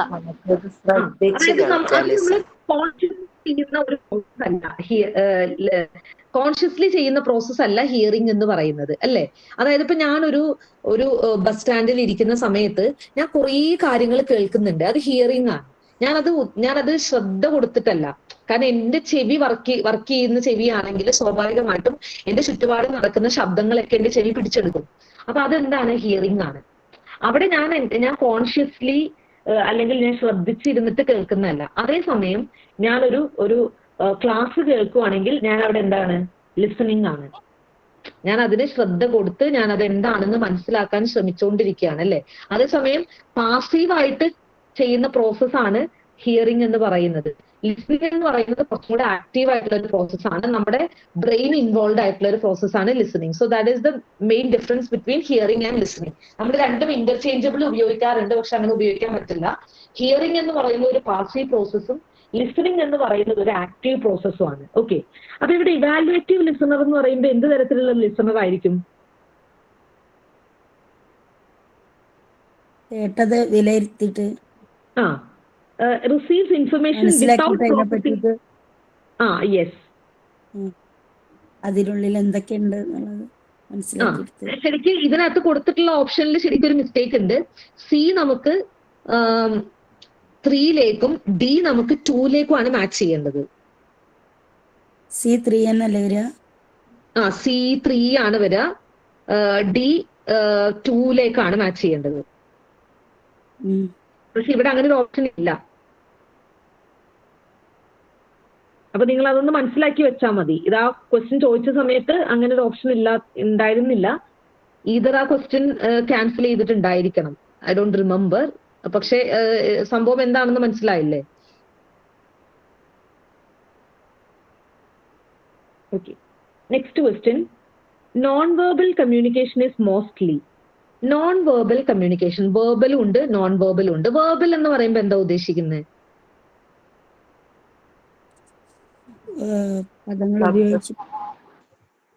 ഭാഷ ഉപയോഗിച്ചിട്ടുള്ള കമ്മ്യൂണിക്കേഷനെയാണ് വെർബൽ എന്ന് പറയാം. വെർബൽ 2 തരത്തിലുണ്ട്. ഏതൊക്കെയാണ്? ഓറലും റിട്ടണും അല്ലെ? അപ്പൊ വെർബൽ കമ്മ്യൂണിക്കേഷൻ എന്ന് പറയുന്നത് ഭാഷ ഉപയോഗിച്ച് കമ്മ്യൂണിക്കേറ്റ് ചെയ്യുന്നതിനെയാണ് വെർബൽ എന്ന് പറയാം. അപ്പോ വെർബൽ കമ്മ്യൂണിക്കേഷൻ തന്നെ നമുക്ക് ഓറൽ ആൻഡ് റിട്ടൺ ഇങ്ങനെ 2 ടൈപ്പ് ഉണ്ട്. ഓക്കെ, അങ്ങനെയാണെങ്കിൽ നോൺ വെർബൽ എന്ന് പറയുമ്പോൾ എന്ത് തരം കമ്മ്യൂണിക്കേഷൻ ആയിരിക്കും? ഭാഷ ഉപയോഗിക്കാത്ത കമ്മ്യൂണിക്കേഷൻ ആയിരിക്കും അല്ലെ? ഭാഷ ഉപയോഗിക്കാത്ത കമ്മ്യൂണിക്കേഷൻ എന്ന് പറയുമ്പോൾ സിഗ്നൽസ് വരാം, ബോഡി ലാംഗ്വേജ് വരാം, കളറ് വരാം, ഇതെല്ലാം വരാം. അപ്പൊ ഈ നോൺ വെർബൽ കമ്മ്യൂണിക്കേഷന്റെ ഒരു പ്രത്യേകത എന്തായിരിക്കും? മെക്കാനിക്കൽ എന്ന് പറയാൻ പറ്റുമോ? അതായത് മെക്കാനിക്കൽ ആയിട്ട് അത് സംഭവിച്ചു പോകുന്നതാണോ? അല്ല. ഓർഗാനിക് ആയിട്ട് സംഭവിക്കുന്നതാണെന്ന് വെച്ച് കഴിഞ്ഞാൽ അതുമല്ല. നമ്മൾ കമ്മ്യൂണിക്കേഷൻ എന്ന് പറയുന്നത് ഓർഗാനിക് പ്രോസസ് അല്ല. ഓർഗാനിക് എന്ന് പറഞ്ഞാൽ എന്താണ്? കമ്മ്യൂണിക്കേഷൻ എന്ന് പറയുന്ന ഒരു ഓർഗാനിക് പ്രോസസ് ആണ്. ഓർഗാനിക് എന്ന് പറഞ്ഞാൽ എന്താണ്? തനിയെ സംഭവിക്കുന്നതാണ്. നമ്മൾ കമ്മ്യൂണിക്കേഷൻ ഒരു പേർപ്പസീവ് ആയിട്ടുള്ള പ്രോസസ് ആണ് അല്ലെ? ഇപ്പൊ നമ്മൾ നിങ്ങൾ ആലോചിച്ച് നോക്കിയാൽ മതി. ഓർഗാനിക് എന്ന് പറയുന്നത് സ്വതസിദ്ധമായിട്ട് നടക്കുക എന്ന് പറയുന്നതാണ്. അതായത് നാച്ചുറലി സംഭവിച്ചു പോകുന്നതിനാണ് ഓർഗാനിക് എന്ന് പറയാം. നമ്മളിപ്പോ ഓർഗാനിക് ആണെന്ന് പറയുമ്പോൾ അതിനകത്ത് നമ്മൾ വേറെ വളമൊന്നും ചേർക്കാത്ത, നമ്മൾ വിഷമൊന്നും അടിക്കാത്തതിനെയാണ് ഓർഗാനിക് പച്ചക്കറി എന്ന് പറയാം. അപ്പൊ ഇവിടെ ഓർഗാനിക് എന്ന് പറയുമ്പോൾ നമ്മൾ പ്രത്യേകിച്ച് എഫേർട്ട് ഒന്നും ഇടാതെ വളരെ നാച്ചുറൽ ആയിട്ട് സംഭവിക്കുന്നതാണെന്നാണ്. കമ്മ്യൂണിക്കേഷൻ അങ്ങനെ വളരെ നാച്ചുറൽ ആയിട്ട് സംഭവിക്കുന്നതാണ്. കമ്മ്യൂണിക്കേഷൻ ഒരു പേർപ്പസീവ് ആയിട്ടുള്ള സംഭവമാണ് അല്ലെ? ഇപ്പൊ ഞാനൊരു കാര്യം ഞാൻ കമ്മ്യൂണിക്കേറ്റ് ചെയ്യുമ്പോൾ അതിന്റെ പിന്നില് ഒരു ലക്ഷ്യമുണ്ട്. ഇപ്പൊ ഞാനൊരു കാര്യം ചോദിക്കുമ്പോൾ അല്ലെങ്കിൽ ഞാനൊരു കാര്യം കമ്മ്യൂണിക്കേറ്റ് ചെയ്യുമ്പോൾ എനിക്ക് അവിടെ എൻ്റെ ഒരു നീഡ് ഉണ്ട്, അല്ലെങ്കിൽ എൻ്റെ ഒരു പേർപ്പസ് ഉണ്ട്. ഇപ്പോ ഫോർ എക്സാമ്പിൾ ഇപ്പൊ ഇവിടെ ഒരു കമ്മ്യൂണിക്കേഷൻ നടക്കുന്നുണ്ട്, നമ്മൾ ഇപ്പൊ ഈ ക്വസ്റ്റ്യൻ ഡിസ്കസ് ചെയ്യുന്നത്. ഇത് ഓർഗാനിക് ആയിട്ട് നടക്കുന്നതല്ല. ഇതിന്റെ പിന്നിലെ ലക്ഷ്യം എന്താണ്? നിങ്ങൾ ഈ വരാൻ പോകുന്ന ഡിസംബർ നെറ്റ് എക്സാം ക്ലിയർ ചെയ്യാൻ വേണ്ടിയിട്ടാണ് നിങ്ങൾ ഇവിടെ ഇരിക്കുന്നത് അല്ലെ? അപ്പൊ ഈ കമ്മ്യൂണിക്കേഷൻ ഒരു പേർപ്പസ് ഉണ്ട്. ഈ കമ്മ്യൂണിക്കേഷന്റെ പേർപ്പസ് എന്ന് പറയുന്നത് ക്രാക്കിംഗ് ദ നെറ്റ് എക്സാം എന്നാണ്. അപ്പൊ എവിടെ കമ്മ്യൂണിക്കേഷൻ നടക്കുന്നുണ്ടെങ്കിൽ അത് ഓർഗാനിക് എന്ന് പറയാൻ പറ്റില്ല. ഒരു കമ്മ്യൂണിക്കേഷനും ഓർഗാനിക് അല്ല. അപ്പോ ഈവൻ നമ്മളിപ്പോ നമ്മുടെ ഫ്രണ്ട്സിന്റെ ഇടയിലുള്ള കമ്മ്യൂണിക്കേഷൻ ഓർഗാനിക് ആണോ? അല്ല. നമ്മൾ ആ ഫ്രണ്ട്ഷിപ്പ് നിലനിർത്താൻ വേണ്ടിയിട്ടാണ് നമ്മൾ കമ്മ്യൂണിക്കേറ്റ് ചെയ്യുന്നത് അല്ലെ? ഇപ്പൊ നമ്മൾ ഫാമിലിയിൽ നമ്മൾ കമ്മ്യൂണിക്കേറ്റ് ചെയ്യുന്നു. നമ്മൾ ഫാമിലിയിൽ കമ്മ്യൂണിക്കേറ്റ് ഇതിന് വലിയ പേർപ്പസ് ഒന്നുമില്ല, ഞങ്ങൾ ഒരു ഫാമിലിയാണ്, അപ്പൊ അതുകൊണ്ട് ഞങ്ങൾ ഇങ്ങനെ പേർപ്പസ്ഫുള്ളി ചെയ്യുന്നതെന്നല്ല. അങ്ങനെ പറയാൻ പറ്റില്ല. മനുഷ്യര് കമ്മ്യൂണിക്കേറ്റ് ചെയ്യുന്നുണ്ടെങ്കിൽ അതിന് പേർപ്പസ് ഉണ്ട് അല്ലെ? ഇപ്പൊ നമ്മൾ ഒരു ഫാമിലിയിൽ നടക്കുന്ന കോൺവെർസേഷൻ, വെള്ളം കൊണ്ടുതരുമോ, ഇന്ന് എന്താണ് രാത്രി, എന്താണ് രാത്രി ഡിന്നറിന് എന്താണ്, ഇതൊക്കെ എന്താണ് പേർപ്പസ്ഫുള്ളി സംഭവിക്കുന്നതാണ്. സോ കമ്മ്യൂണിക്കേഷൻ ഒരിക്കലും ഓർഗാനിക് അല്ല, അതിനൊരു പേർപ്പസ് ഉണ്ട്. സോ ഓർഗാനിക് എന്നുള്ളത് നമുക്ക് പറയാൻ പറ്റില്ല. പിന്നെ മെക്കാനിക്കലും അല്ല. അത് വെർബൽ ആയാലും നോൺ വെർബൽ ആയാലും ഇതൊന്നും മെക്കാനിക്കൽ ആയിട്ടും ഓർഗാനിക് ആയിട്ട് സംഭവിക്കുന്നതല്ല. ഓക്കെ, ഇത് രണ്ടിലും കോമൺ ആയിട്ട് നമുക്ക് പറയാൻ പറ്റുന്നതാണ്. ഇനി സ്ട്രക്ചേർഡും ഉണ്ട്, അൺസ്ട്രക്ചേർഡും ഉണ്ട്. നിങ്ങൾ മനസ്സിലാക്കേണ്ട കാര്യം, ലാംഗ്വേജ് വെച്ചിട്ട് നമ്മൾ കമ്മ്യൂണിക്കേറ്റ് ചെയ്യുമ്പോൾ അത് കുറച്ചും കൂടി സ്ട്രക്ചേർഡ് ആണ് അല്ലെ? ഇപ്പോ വാട്ട് ഈസ് യുവർ നെയിം, അതിനൊരു സ്ട്രക്ചർ ഉണ്ട്. ആദ്യം വാട്ട് എന്ന് ചോദിക്കും, പിന്നെ ഈസ്. അപ്പൊ ലാംഗ്വേജ് ഉപയോഗിച്ച് നമ്മൾ കമ്മ്യൂണിക്കേറ്റ് ചെയ്യുമ്പോൾ അത് കറക്റ്റ് സ്ട്രക്ചർ ഉണ്ടാവും. അതേസമയം നോൺ വെർബൽ കമ്മ്യൂണിക്കേഷൻ അങ്ങനെ പ്രത്യേകിച്ച് സ്ട്രക്ചർ ഒന്നും ഇല്ല അല്ലെ. ഇപ്പോ ഇപ്പൊ ഓരോരുത്തരും കാണിക്കുന്ന ബോഡി ലാംഗ്വേജ് അല്ലെങ്കിൽ ആംഗ്യങ്ങൾ ഡിഫറെന്റ് ആയിരിക്കും അല്ലെ. അപ്പോ നമ്മൾ നോൺ വെർബൽ കമ്മ്യൂണിക്കേഷൻ ഒരു പ്രത്യേകിച്ച് എന്തില്ല, ഒരു സ്ട്രക്ചർ ഇല്ല. അപ്പൊ അതുകൊണ്ട് തന്നെ നോൺ വെർബൽ കമ്മ്യൂണിക്കേഷൻ എന്താണ്, അൺസ്ട്രക്ചേർഡ് ആണ് എന്ന് പറയാം. ഓക്കെ, ക്ലിയർ ആണല്ലോ.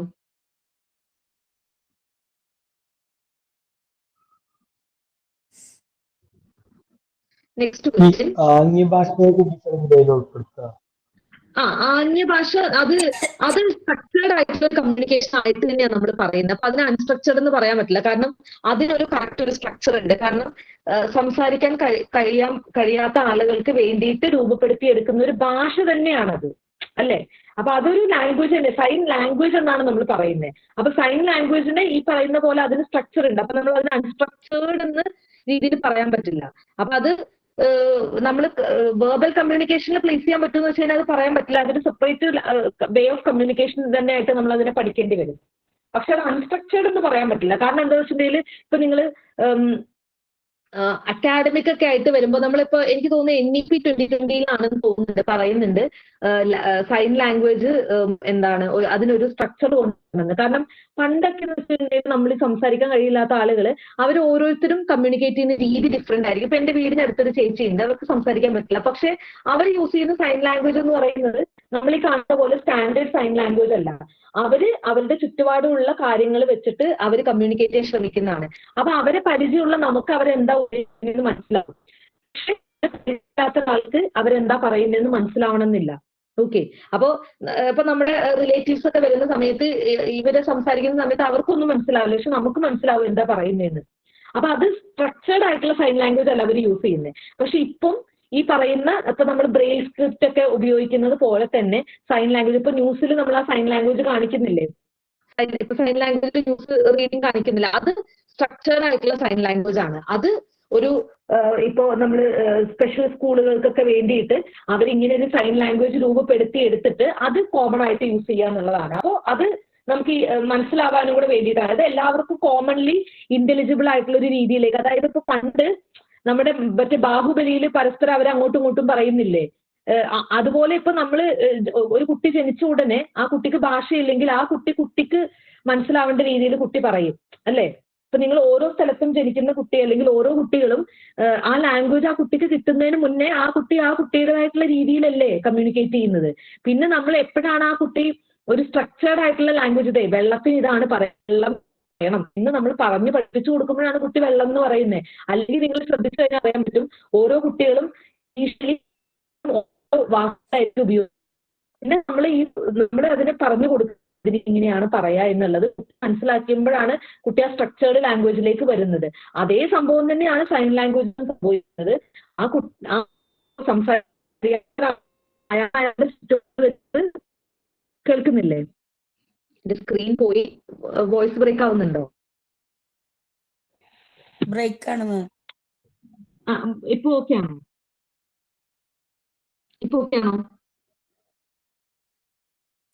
ഓക്കെ. അപ്പൊ ഇതേ സംഭവം തന്നെയാണ് സൈൻ ലാംഗ്വേജിൽ വന്നിട്ടുള്ളത്. കാരണം സൈൻ ലാംഗ്വേജ് ഇപ്പോഴാണ് ഡെവലപ്പ് ആയി വന്നത്. അപ്പൊ സൈൻ ലാംഗ്വേജ് ഇപ്പൊ നമുക്ക് സ്ട്രക്ചേർഡ് ആയിട്ട് വരുന്നുണ്ട് എന്ന് പറയാം. ഓക്കെ, നമ്മൾ എവിടെ നിർത്തിയത്? Next non verbal communication is mostly അത് പറഞ്ഞല്ലേ. Non content behaviour such as speaking, loudness, tendency to interrupt and pronunciation peculiarities are referred to as dash behaviour. അതായത് ശബ്ദത്തിന്റെ ലൗഡ്നെസ്, പിന്നെ റേറ്റ് ഓഫ് സ്പീക്കിംഗ്, അതായത് ചില ആളുകൾ സ്പീഡിലായിരിക്കും സംസാരിക്കുന്നത്, അതാണ് റേറ്റ് ഓഫ് സ്പീക്കിംഗ് എന്നുകൊണ്ട് ഉദ്ദേശിക്കുന്നത്. പിന്നെ പ്രൊനൗൺസിയേഷൻ പെക്യുലാരിറ്റി, ചില വാക്കുകളൊക്കെ ഉച്ചരിക്കുന്നത് പല രീതിയിലായിരിക്കും. ഇതൊക്കെ ഏത് കാറ്റഗറിയിലാണ് നമുക്ക് പറയാൻ പറ്റാം? ഇതൊക്കെ എക്സ്ട്രാ ലിംഗ്വിസ്റ്റിക്സ് എന്ന് പറയുന്ന ഒരു കാറ്റഗറിയിലാണ്. അത് ലിംഗ്വിസ്റ്റിക്സിൽ വരുന്നതല്ല, ഇത് എക്സ്ട്രാ ലിംഗ്വിസ്റ്റിക്സ് ആണ് അല്ലെ. ലിംഗ്വിസ്റ്റിക്സിൽ നമ്മൾ ഒരു വാക്ക് എങ്ങനെയാണ് ഉപയോഗിക്കേണ്ടത്, ഒരു വാക്ക് എങ്ങനെയാണ് ഉച്ചരിക്കേണ്ടത്, ഇതൊക്കെയാണ്. ഇനി ഇത് എഗെയിൻ നമ്മളിപ്പോ ഐഡിയോലെക്ട് എന്ന് പറഞ്ഞിട്ട് ഒരു ടേം ഉണ്ട്. അതായത് ഡയലക്ട് എന്ന് പറഞ്ഞാൽ എന്താണ്?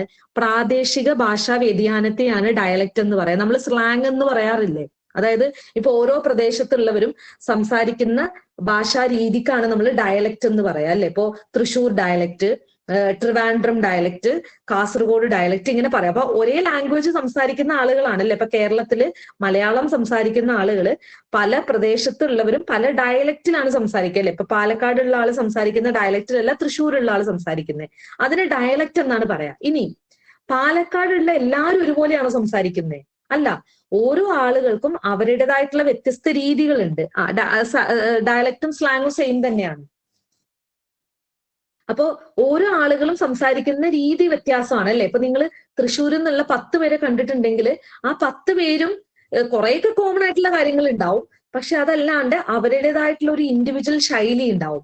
അതിനെയാണ് ഇഡിയോലെക്റ്റ് എന്ന് പറയുന്നത്. അതുപോലെ ഇപ്പോ rate of speaking, loudness, tendency to interrupt, pronunciation peculiarities, ഇതൊന്നും ലിംഗ്വിസ്റ്റിക്സുമായി ബന്ധപ്പെട്ടിട്ടുള്ളതല്ല. ഇതൊക്കെ അവരവരുടെ എന്താണ് വ്യക്തിപരമായിട്ടുള്ള അല്ലെങ്കിൽ അവരവരുടേതായിട്ടുള്ള ഒരു ശൈലിയാണ്. അപ്പൊ അതുകൊണ്ട് അത് ലിംഗ്വിസ്റ്റിക്സിലല്ല വരിക, അത് എക്സ്ട്രാ ലിംഗ്വിസ്റ്റിക്കിലാണ് വരിക. അതുകൊണ്ടാണ് അത് എക്സ്ട്രാ ലിംഗ്വിസ്റ്റിക്കിൽ പ്ലേസ് ചെയ്തേക്കുന്നത്. ഓക്കെ, 20ാമത്തെ ചോദ്യം പറഞ്ഞിട്ട് നമുക്ക് നിർത്താം. In a classroom delayed feedback can happen due to. ഒരു ക്ലാസ് റൂമിൽ ഫീഡ്ബാക്ക് ഡിലേ ആവുന്നതിന്റെ കാരണം എന്താണെന്നാണ് ചോദിക്കുന്നത്. ടെക്നോളജി ഉപയോഗിക്കുന്നതുകൊണ്ട് ഫീഡ്ബാക്ക് ഡിലേ ആവോ? ഇല്ല. കമ്മ്യൂണിക്കേഷൻ എക്സ്പാൻഡ് ചെയ്യുന്നതുകൊണ്ട് ഡിലേ ആവോ? ഇല്ല. സെമാൻറ്റിക് നോയ്സ്, അതെന്താണ്? സെമാൻറ്റിക് നോയ്സ് എന്ന് പറയുന്നത് സെമാൻറ്റിക് ബാരിയർ ആണ്. നോയ്സ് എന്ന് പറഞ്ഞാൽ ബാരിയർ എന്ന് തന്നെയുള്ള അർത്ഥമാണ്. നോയ്സ് എന്ന് പറയുമ്പോൾ ശബ്ദം എന്നുള്ള അർത്ഥത്തിലല്ല അവിടെ ഉപയോഗിച്ചിട്ടുള്ളത്. നോയ്സ് എന്ന് പറയുന്നത് ബാരിയർ എന്നുള്ള അർത്ഥത്തിലാണ്, ഇന്ററപ്ഷൻ എന്നുള്ള അർത്ഥത്തിലാണ്.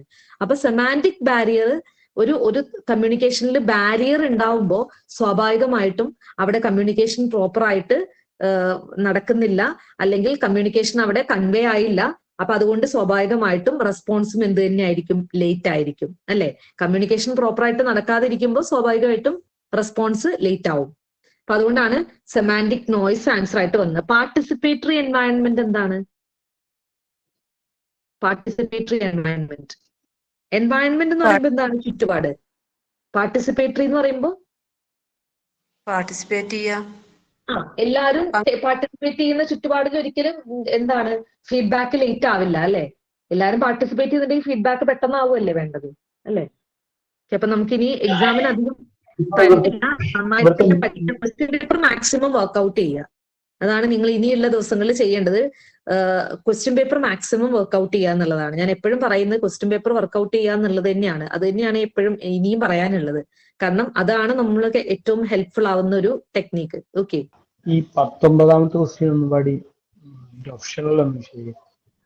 Extra personal, animated, extra personal എന്ന് പറയുന്നത് പേഴ്സണലിന്റെ പുറത്തുനിന്നുള്ളതാണ്. അത് അതായത് പേഴ്സണൽ, ശരിക്കും പറഞ്ഞാൽ ലാംഗ്വേജ് എന്ന് പറയുന്ന ഒരു പേഴ്സണൽ ആയിട്ടുള്ള കാര്യമല്ല. അപ്പൊ പിന്നെ അതിനകത്ത് എക്സ്ട്രാ പേഴ്സണൽ എന്നുള്ളത് അതായത് പേഴ്സണലിന്റെ പുറത്ത് വരുന്നത് എക്സ്ട്രാ എന്ന് പറയുന്നതാണ്. അപ്പൊ അത് നമുക്ക് ഇവിടെ ബാധകമായിട്ട് വരില്ല. പിന്നെ ആനിമേറ്റഡ് എന്ന് പറയുന്നത് എന്താണ്? ആനിമേഷൻ, നമ്മൾ ഒരു കാര്യത്തിനെ ആനിമേറ്റ് ചെയ്ത് കാണിക്കുന്നതാണ്. അപ്പൊ ഇവിടെ ലാംഗ്വേജിൽ അവിടെ ആനിമേഷൻ എന്ന് പറയുന്ന ഒരു പ്രോസസ്സ് വരുന്നില്ല. പിന്നെ ഇൻവോളണ്ടറി എന്ന് പറഞ്ഞു കഴിഞ്ഞാൽ വോളണ്ടറിയും ഇൻവോളണ്ടറിയും ഉണ്ട്. വോളണ്ടറി എന്ന് പറഞ്ഞു കഴിഞ്ഞാൽ നമ്മൾ ബോധപൂർവം ചെയ്യുന്നതാണ്. ഇൻവോളണ്ടറി എന്ന് പറഞ്ഞു കഴിഞ്ഞാല് നമ്മൾ ഇൻവോളണ്ടറി ആയിട്ട് ചെയ്യുന്നതാണെന്ന്. അപ്പൊ നിങ്ങൾ വിചാരിക്കും ലൗഡ്നെസ്സും പ്രൊനൗൺസിയേഷൻ പെക്യുലാരിറ്റി ഒക്കെ ഇൻവോളണ്ടറി ആണോ എന്ന്. എപ്പോഴും നമുക്ക് ഇൻവോളണ്ടറി ആണെന്ന് പറയാൻ പറ്റില്ല. ചിലര് ബോധപൂർവം അങ്ങനെ ചെയ്യുന്നവരുണ്ട് അല്ലെ. ചില രീതിയിലൊക്കെ പ്രൊനൗൺസ് ചെയ്യുന്ന ആളുകളുണ്ട്. അപ്പൊ ഈ പ്രൊനൗൺസിയേഷൻ പെക്യുലാരിറ്റി ഒക്കെ ഇൻവോളണ്ടറി ആണെന്ന് നമുക്ക് പറയാൻ പറ്റില്ല. ചിലപ്പോൾ ഇൻവോളണ്ടറി ആയിരിക്കാം, ചിലപ്പോൾ അയാൾ അറിഞ്ഞുകൊണ്ട് ചെയ്യുന്നതായിരിക്കില്ല, ചിലപ്പോൾ വോളണ്ടറിലി അയാൾ ചെയ്യുന്നതായിരിക്കും അല്ലെ. ഇപ്പൊ ചില ആളുകളൊക്കെ സംസാരിക്കുന്ന കണ്ടിട്ടില്ലേ. ഇപ്പൊ പ്രത്യേകിച്ച് പ്രാസംഗികരൊക്കെ അവരവരുടേതായിട്ടുള്ള ഒരു ശൈലിയിലായിരിക്കും സംസാരിക്കുന്നത്. അത് അവർ ബോധപൂർവം ആ രീതിയിൽ സംസാരിക്കുന്നതായിരിക്കും. ചില ആളുകളൊക്കെ പ്രസന്റ് ചെയ്യുന്ന രീതി കണ്ടിട്ടില്ലേ. അവര് വീട്ടിൽ അങ്ങനെ ആയിരിക്കും. ഇപ്പൊ മറ്റേ ബാബു രാമചന്ദ്രൻ അതൊരു വല്ലാത്ത കഥയാണ് അത്. പക്ഷെ അയാൾ വീട്ടിൽ അങ്ങനെ ആയിരിക്കില്ലല്ലോ സംസാരിക്കുന്നത്. അപ്പൊ അത് ചില പെക്യുലാരിറ്റീസ് ഒക്കെ, പ്രൊനൗൺസിയേഷൻ പെക്യുലാരിറ്റീസ് ഒക്കെ അവര് ആ ഒരു പെർട്ടിക്കുലർ സംഭവം പ്രസന്റ് ചെയ്യാൻ വേണ്ടി മാത്രം ഉപയോഗിക്കുന്നതായിരിക്കും അല്ലെ.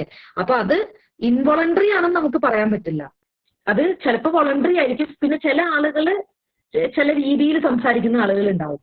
അത് ചിലപ്പോൾ അവര് വോളണ്ടറിലി ചെയ്യുന്നതായിരിക്കില്ല, അത് ഇൻവോളണ്ടറി ആയിരിക്കും. അപ്പൊ നമുക്ക് ഉറപ്പ് പറയാൻ പറ്റില്ല. അതായത് ഈ പറയുന്ന ഉച്ചാരണ രീതിയൊക്കെ വോളണ്ടറിയും ആവാം ഇൻവോളണ്ടറിയും ആവാം. അപ്പൊ അതുകൊണ്ട് നമുക്ക് ഇൻവോളണ്ടറി എന്നുള്ളത് ചൂസ് ചെയ്യാൻ പറ്റില്ല. രണ്ട് രീതിയിലും വരാം. പിന്നെ ആനിമേറ്റഡ് എന്ന് പറയുന്ന ഒരു ഓട്ടോമാറ്റിക് ആയിട്ട് സംഭവിക്കുന്നതാണ്. നമ്മൾ നേരത്തെ പ്രോഗ്രാം ചെയ്ത് വെച്ചിട്ട് അതേപോലെ. അപ്പൊ നമ്മൾ അങ്ങനെയല്ലല്ലോ. അപ്പൊ അതുകൊണ്ട് ആനിമേറ്റഡ് എന്നും പറയാൻ പറ്റില്ല. ഓക്കെ ആണല്ലോ? വേറെ എന്തെങ്കിലും സംശയമുണ്ടോ? അപ്പൊ നന്നായിട്ട് പഠിക്കാം. ഓക്കെ. അപ്പൊ ക്വസ്റ്റ്യൻസ് ചെയ്ത് നോക്കുമ്പോൾ എന്തെങ്കിലും സംശയങ്ങൾ ഉണ്ടെങ്കിൽ തീർച്ചയായിട്ടും ചോദിക്കാം. Okay, thank you.